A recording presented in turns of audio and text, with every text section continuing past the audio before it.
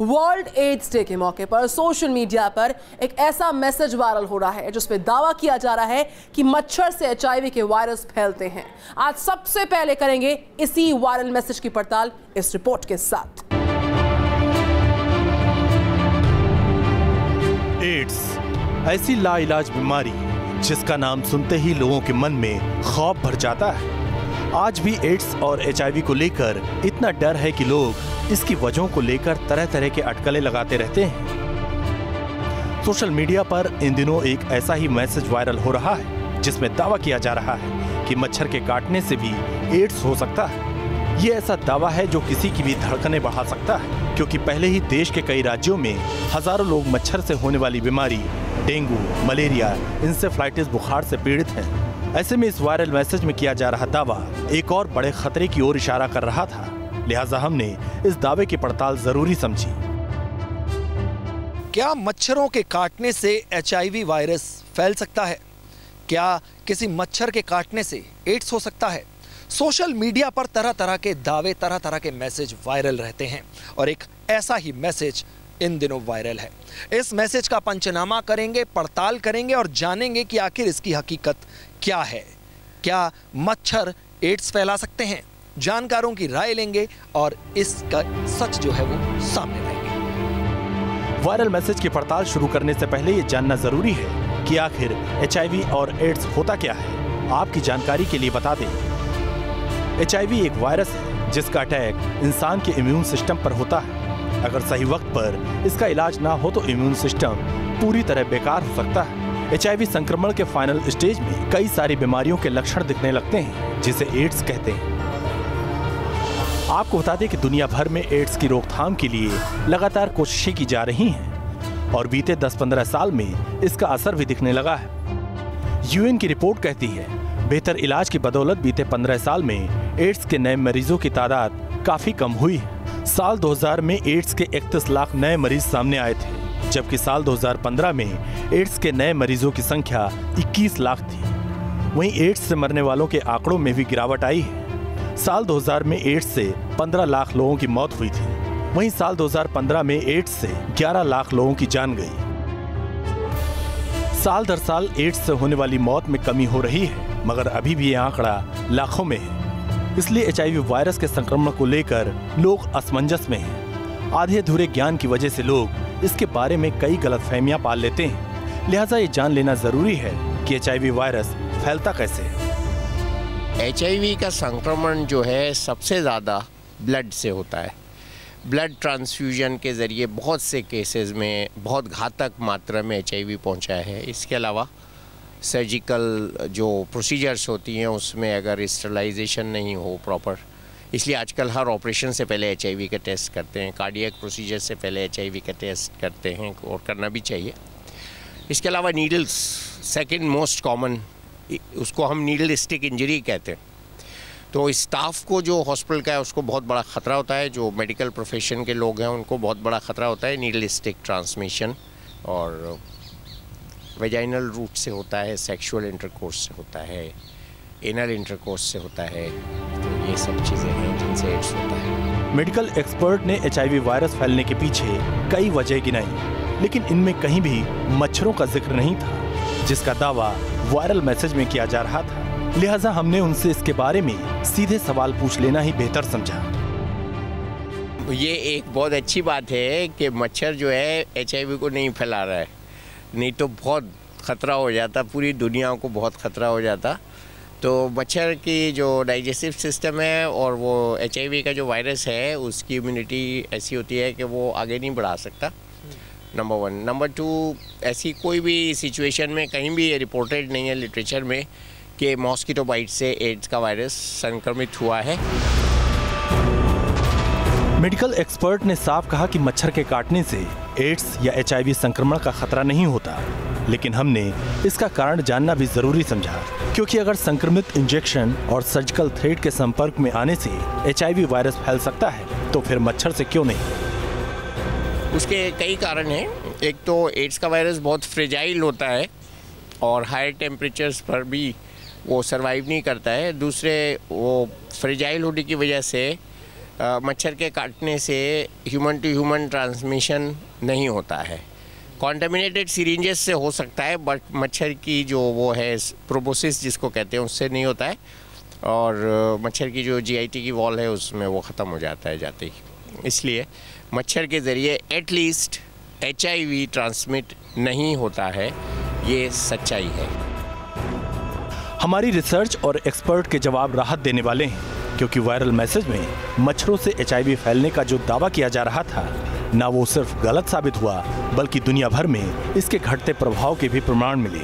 लिहाजा एड्स से डरने की जरूरत नहीं, बल्कि जागरूकता फैलाकर इससे लड़ने की जरूरत है। सोशल मीडिया पर वायरल इस मैसेज की पड़ताल और उस पर जानकारों की राय ये साफ करती है कि ये मैसेज पूरी तरह से बेबुनियाद है, झूठा है, क्योंकि मच्छरों के काटने से कभी एड्स नहीं फैलता। हालांकि एड्स और कई चीजें हैं जिनसे फैल सकता है, और उनसे सुरक्षित रहने के लिए सावधानियां बेहद जरूरी हैं। वीडियो जर्नलिस्ट जयराम के साथ सूरज अरोड़ा, न्यूज़ नेशन, दिल्ली। क्या आधार नंबर के साथ अपना फिंगरप्रिंट देना मुसीबत को दावत देने जैसा है? कैसा करने से आपके अकाउंट के साथ धोखाधड़ी हो सकती है? सोशल मीडिया पर वायरल एक मैसेज में ऐसे दावे हो रहे हैं किस्म किस्म के। हकीकत बताएंगे हम आपको अपनी अगली रिपोर्ट में। क्या आधार नंबर के साथ अपना फिंगरप्रिंट देना खतरनाक हो सकता है? क्या आधार और फिंगरप्रिंट से आपका अकाउंट खाली हो सकता है?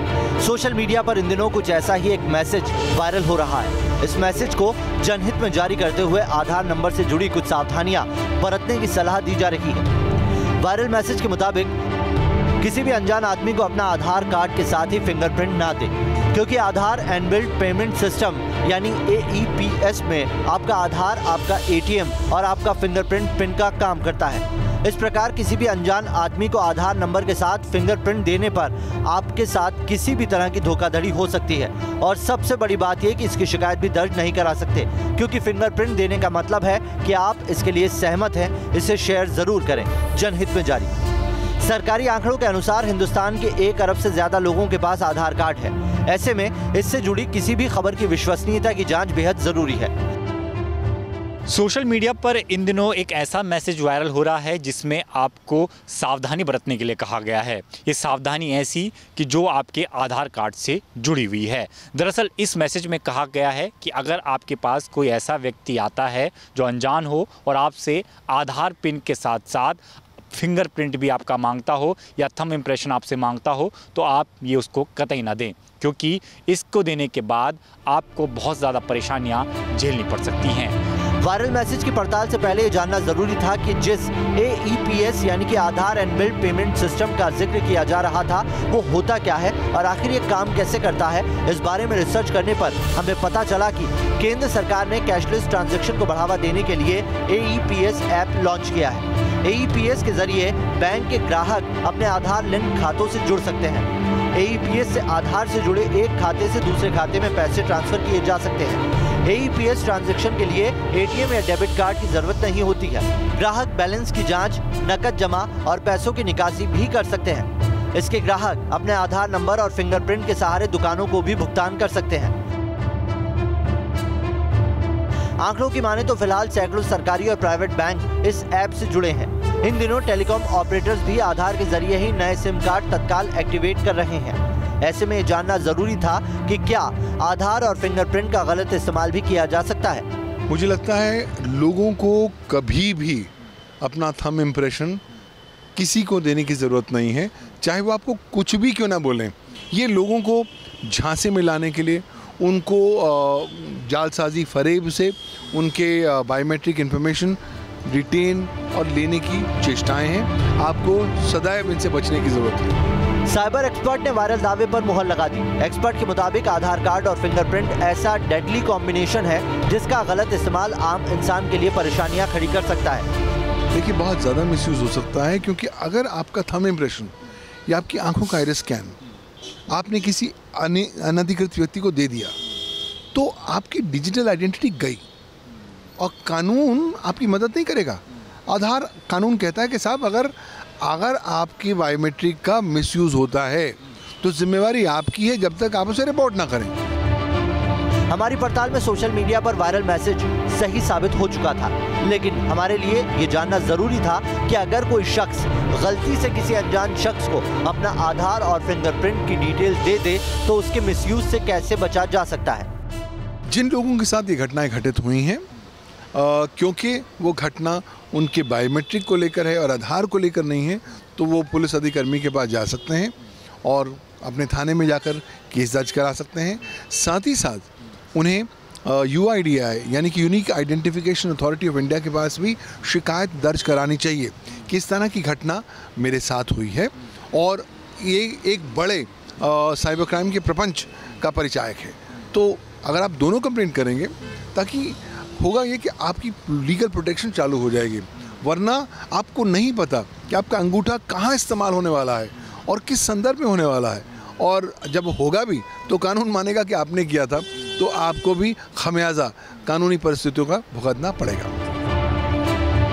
जाहिर है सरकार आम लोगों की सुविधा के लिए कई आधुनिक तकनीक डेवलप कर रही है, मगर कुछ धोखेबाज सीधे साधे लोगों को अपने झांसे में लेकर अपने फायदे के लिए इसका गलत इस्तेमाल करने से बाज नहीं आते। तो ऐसे में आपको सावधानी बरतने की ज़रूरत है और किसी को भी अपना पिन नंबर और उसके साथ फिंगरप्रिंट या थंब इम्प्रेशन बिल्कुल ना दें। ऐसे में आज की हमारी पड़ताल में वायरल हो रहा ये मैसेज सच साबित हुआ। वीडियो जर्नलिस्ट सौमित्र घोष के साथ दीपक सिंह रावत, न्यूज़ नेशन, दिल्ली। क्या पूरे शहर पर नशे का खुमार चढ़ सकता है? क्या लाखों की आबादी वाले शहर में लोगों पर नशा चढ़ सकता है? सोशल मीडिया पर वायरल एक मैसेज में ऐसे दावे हो रहे हैं। हम बताएंगे आपको असल तस्वीर क्या है। क्या एक पूरे शहर लाखों की आबादी पर एक साथ नशे का खुमार चढ़ सकता है? इस मैसेज में कुछ ऐसा ही दावा किया जा रहा है। वायरल दावे के मुताबिक इंडोनेशिया के एक शहर में लोगों पर नशा छा गया। एकाएक पूरा शहर नशे की चपेट में आ गया।